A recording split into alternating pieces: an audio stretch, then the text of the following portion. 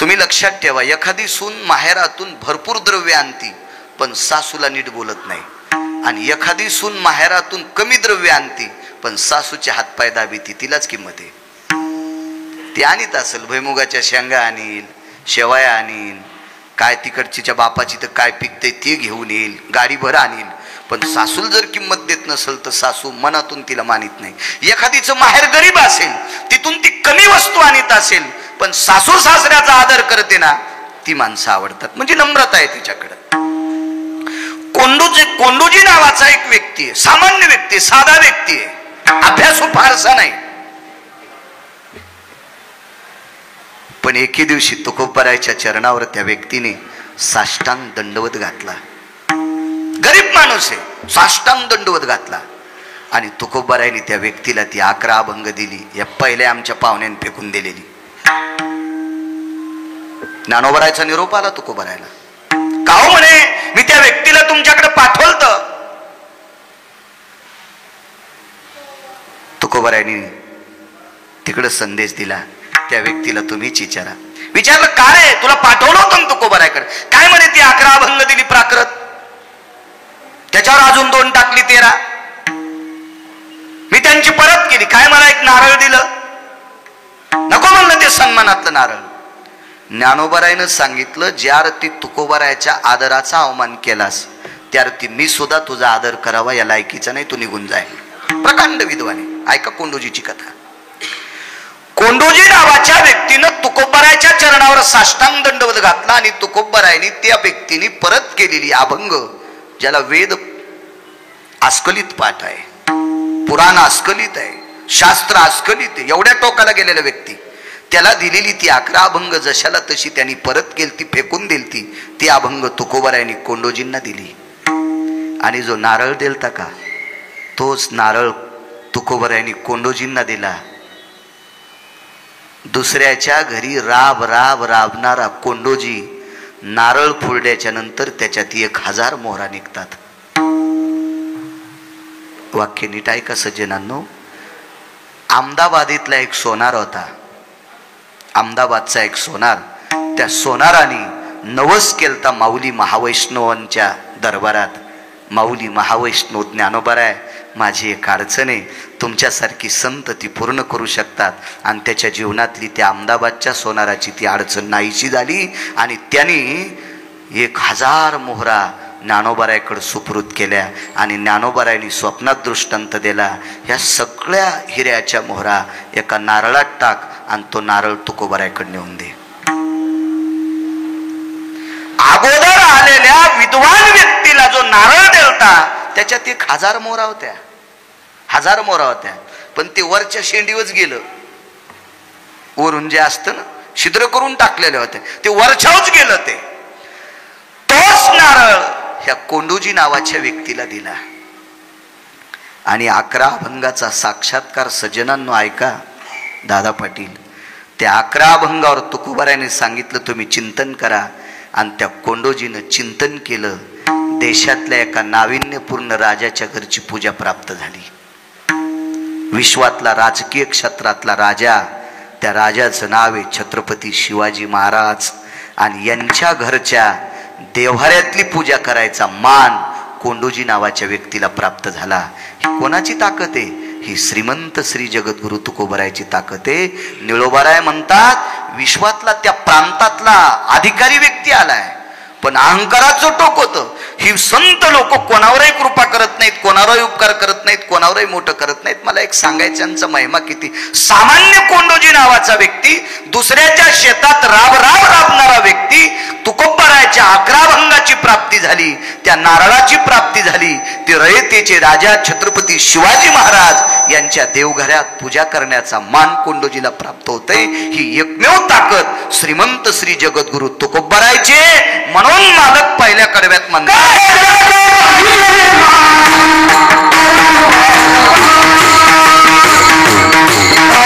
28 दिवसाचा आवर्षण दूर केलं केलं स्वामी रामांनी, चिमटा वाजला. 2 वर्षाचे शंकराचार्य आणि त्या प्रांतातला शेतकरी राजा सुखी झाला. ही स्वामी रामांची आणि त्या उपासक स्त्रीची, त्या नैनितालच्या आनंदबाई मातेची कृपा एवढी मोठी, शक्ती मोठी. म्हणून निळोबाराय पहिल्या कडव्यात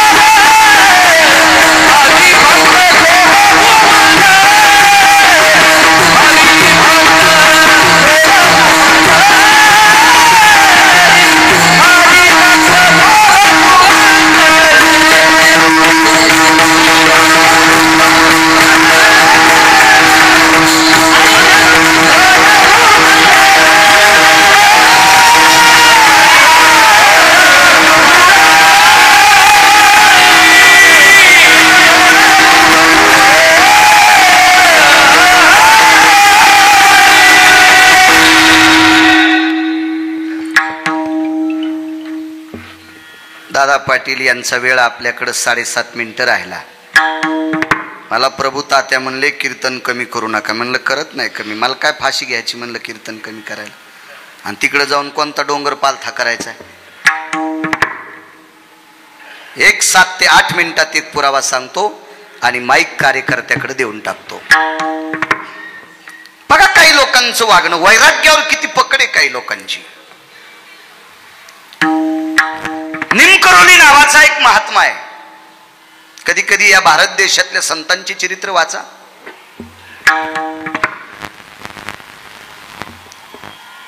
हे आकाशाच्या पोकळीला लाजवील, सूर्याच्या किरणाला लाजवील, सागराच्या विशालत्वेला लाजवील, ह्या वाऱ्याच्या भरभराटीला लाजवील, इतकी व्यापकता संतांच्या चरित्रात आहे.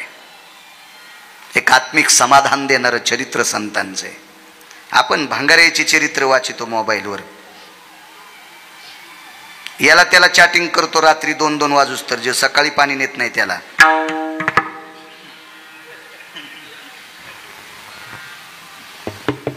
काही गरज नाही. मला असं वाटतं रिकाम्या माणसांना वेळ देणं म्हणजे विटेवरच्या मालकांनी गुन्हा केलाय, काशीतल्या मालकांनी गुन्हा केलाय, आपल्याला मानवी शरीर दिले.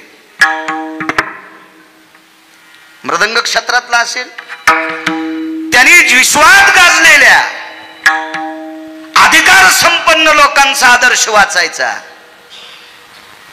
उदाहरणार्थ शंकर बापू आपेगावकर असतील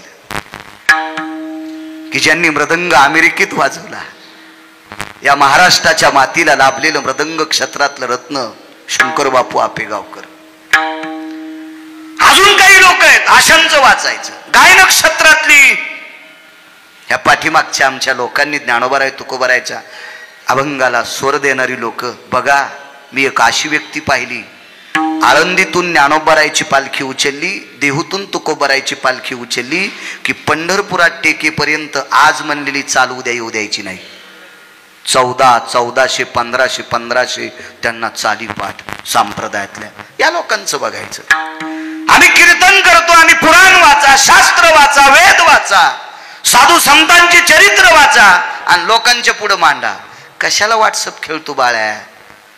इतका गुंतून जाशील व्हॉट्सअप मध्ये, इतका गुंतून जाशील त्या मोबाईल मध्ये की वाघुरीत ससा अडकल्यावर जितकं तडफडतंय तितकं हातपाय आवळून घेते, तितका तुला दक्षिणेचा राजा आवळीन. इतके करकुंडे पडतील की कोण्याच दवाखान्यात तो इलाज होणार नाही. बुद्धिवान आहात आपण. विटेवरच्या मालकाने आपल्याला हे मेमरी कार्ड दिले. एक जण म्हणला मोबाईल लय विद्वान आहे. मी म्हणलं मग मोबाईल तयार कोणी केला? विद्वान माणसानं. मग विद्वान मोबाईल जर ज्या माणसाला तयार करता येतो तर तो विद्वान माणूस ज्यानं तयार केलाय ते पंढरपुरातला किती विद्वान असेल? काय विद्वत्ता असेल? त्या कम्प्युटर असेल, मोबाईल असेल, हे कॅमेरे असतील, हे नाना प्रकारचे काय हे सगळं असेल. मी बोलत असताना आवाज तुमच्यापर्यंत येते. ही तयार करणारी या देशातली माणसं आहेत, तर यांना तयार करणारा किती विद्वान असेल? कल्पना करा ना, किती कल्पना करा. त्याचं कधी कधी चरित्र वाचा संतांचं. निमकरोली नावाचा एक महात्मा आहे. मी मगाशी बोलून गेलो. महाराज निसर्ग त्यांचा ऐकतो जे याला वाटले नाही त्यांना. मी असं म्हणणार नाही मृदंगाचार्य महाराज, असं म्हणणार नाही दादा पाटील भगवान महाराज. आपण संसारिक माणसं आहोत, त्याबद्दल मी म्हणणार नाही. पण त्या टोकाला गेलेली माणसं ती माणसंच असतात. आपण शिवाय काही जरी झालं तर आपण प्रपंचाचे दास आहोत. ज्याने लग्न नाही केलं ते जर याच्यात गुंतले असतील तर ते पण त्याच्यात दास. फक्त फरक इतका आहे, ते बावल्यावर उभे राहिले नाही आणि आपण राहिलो. त्याने कोणीच सोडला नाही. द्रव्य लोभ माया भस्मदंड छाया तरुवराची नाही त्या सुटली. द्रव्य लोभ माया भस्मदंड छाया तरुवराची. ऐसा कोणी दावा हे जया नावडे. कन्या पुत्र घोडे दाराधन. ऐसा कोणी दावा हे जया नावडे. देहूतले मालक म्हणतात दाखवा रे दाखवा हे जया नावडे. कन्या पुत्र घोडे दाराधन. ठीक आहे, आपल्याला सगळ्याला बायका आहेत गथुडे घरी नेऊन टाकू. ज्याला नाही ते बी गथुडे नेऊन टाकायलेत. ते मेल्यावर भांडणं लागायलेत. विठाला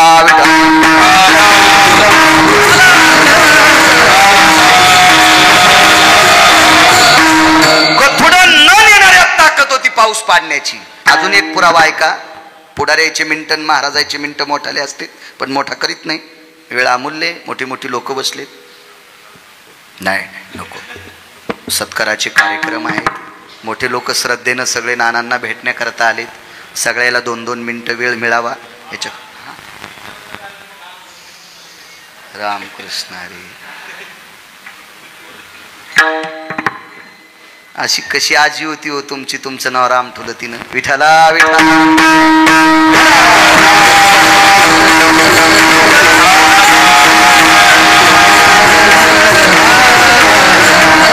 निमकरोली नावाचा संन्यासी आहे, महात्मा आहे. पांढऱ्या वस्त्रातला संन्यासी ब्रह्मचारी. हिमालयाच्या पायथ्याला एकदा आले. तिथून एक उंच शिखर आहे. मला वाटते त्याला हल्लीच्या विज्ञानाच्या प्रचलित भाषेत एव्हरेस्ट शिखर असं म्हणतात. एव्हरेस्ट शिखर. ह्या शिखराच्या पायथ्याला काही दिवसाचा त्या महात्म्याचा मुक्काम आहे. उंच शिखर आहे, उंच. आणि पठाडे बापू त्या महात्म्याच्या भेटी करता एक फार मोठा बिल्डर गेला, गुत्तेदार गेला, असं त्या पुस्तकात नमूद आहे. ते सांगतो तुम्हाला. भेटी करता गेले. स्वातंत्र्यपूर्वीचा काळ. त्याच्यावर 2 ते 2.5 वर्षाला या पवित्र देशाला स्वातंत्र्य प्राप्त झालं.